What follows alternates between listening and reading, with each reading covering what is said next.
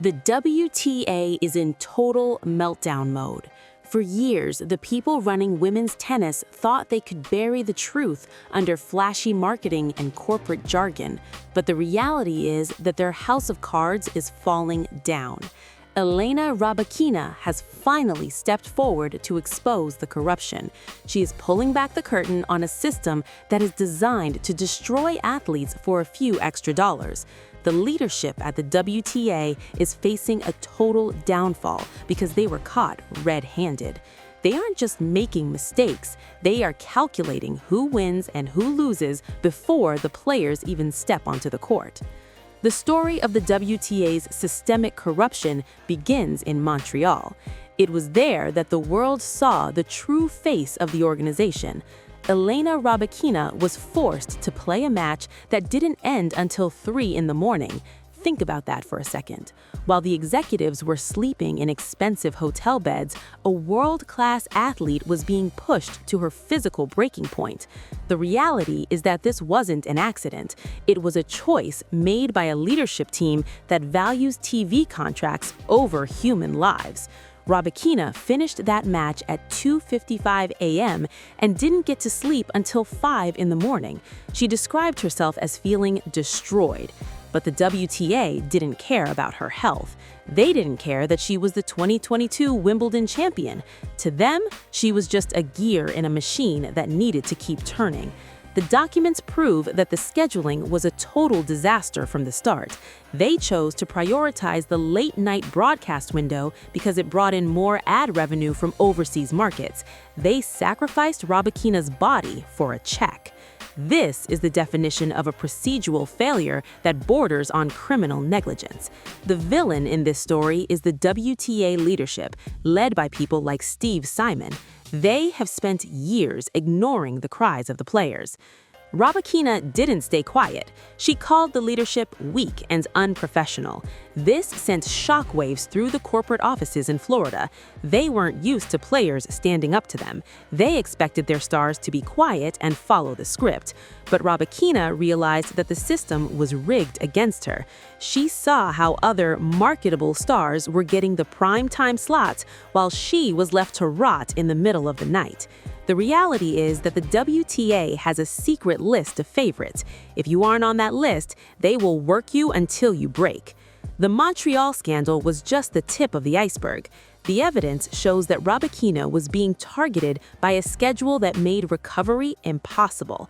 After that 3 a.m. finish, she had to play again just hours later. Her body was failing. Her shoulder was heavily taped. She was a walking injury. And yet, the WTA executives sat in their air-conditioned boxes and watched it happen. They didn't offer an apology. They didn't change the rules. They just waited for the next check to clear. This is the calculated lie they tell the fans, that the sport is fair. The truth is that the WTA is running a tactical scheduling program. They look at who the big TV markets want to see. If you are a top market star from a country with big sponsorship deals, the red carpet is rolled out for you. You get the 7 p.m. starts. You get the full recovery days. But if you are someone like Rybakina who lets her racket do the talking, you are treated like an afterthought. The WTA's Commercial Marketability Index is the real rule book they follow. They have compromised the integrity of professional tennis to protect their lucrative icons. This favoritism is causing a massive feud behind the scenes. The locker room is a war zone. Players are starting to realize that no matter how hard they train, the system is designed to keep them down. The reality is that the WTA has turned into a corporate hierarchy where athletic merit doesn't matter. It is all about who can sell more sneakers or who has more followers on social media. Rybakina's outspoken defiance has given other players the courage to speak up. The villain's lies are finally unraveling, and the industry is starting to see the truth. The second half of this scandal is even darker. When you look at the WTA rulebook, you see how they hide their tracks. They use weather delays as a blanket excuse for every scheduling nightmare. But the documents prove that they could have avoided the Montreal disaster easily. They had open courts. They had other time slots. They chose not to use them. Why? Because the broadcast deals are written in a way that forces matches into specific windows. The WTA sold the health of their players to the highest bidder. This is a betrayal of the highest order. The financial evidence is even more damning. The tour has expanded its 1,000-level tournaments to 12 days. They claim this is to give players more rest. That is a total lie. The reality is that 12 days means more ticket sales, more concessions, and more ad space. For the players, it means more time away from home and more wear and tear on their bodies. It's a money grab disguised as player welfare. The WTA executives are lining their pockets while the athletes are facing career-ending injuries. This is the WTA Playbook in action. The player revolt is growing every day. A secret letter was sent to the WTA leadership signed by over 20 of the biggest stars in the game. Elena Sabalenka and Iga Swiatek have joined Rybakina in this fight. They are demanding better pay, better scheduling, and an end to the insane season. The fact that the world #1 and #2 are calling out the tour proves that the situation is desperate. The villainous executives thought they could silence one player, but now they're facing a full-scale mutiny. The system is broken beyond repair. Look at the 2023 finals in Cancun. It was a complete shit show. The WTA built a stadium on a beach in the middle of a storm. The players were literally crying on the court because the conditions were so dangerous. The wind was so strong they couldn't even serve.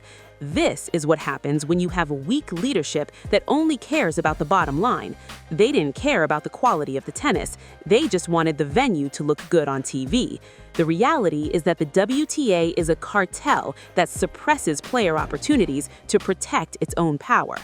The industry is now distancing itself from the current leadership. Sponsors are starting to ask questions. Broadcasters are worried about the negative press. The villain's reputation is in a freefall. Steve Simon has already been forced to step down as CEO because the pressure became too much. But changing the face at the top won't fix the systemic rot. The entire organization is built on a foundation of deceit. They have spent decades treating women like products instead of professionals. Rybakina was the one brave enough to say it out loud. The documents show that the WTA has been ignoring player health data for years. They knew that late-night matches lead to increased cortisol levels and sleep deprivation. They knew that these conditions lead to injuries, but they buried the reports because the truth was bad for business. They would rather have an athlete end up on an operating table than lose a single hour of TV coverage. This is the calculated evil of the system. They view the players as disposable assets that can be replaced by the next young star. But Rybakina is not disposable. She is a powerhouse who has exposed the procedural failures for what they really are: intentional sabotage. By forcing her to play at 3 a.m., they were trying to clear the path for their favorite market stars. They wanted her out of the tournament because she doesn't fit their corporate image. The reality is that the WTA is terrified of champions they can't control. They want puppets, not professionals. Rybakina's outspoken defiance has given other players the courage to speak up. The villain's lies are finally unraveling, and the industry is starting to see the truth. The fallout from this scheduling scandal is just beginning. There are now legal threats on the table. The PTPA, a breakaway player union, is filing lawsuits against the WTA for anti-competitive practices. They are calling out the tour for being a rigged game. The evidence is overwhelming. From the prize money discrepancies to the health-threatening schedules, the WTA is losing on every front. The villain thought they were untouchable, but they forgot that the players are the ones who actually make the sport happen. Every time a player like Rybakina speaks out, the WTA's power weakens. They can't hide behind their PR teams anymore. The world is watching. Fans are seeing that the matches they love are being manipulated behind the scenes. The integrity of the sport is at an all-time low.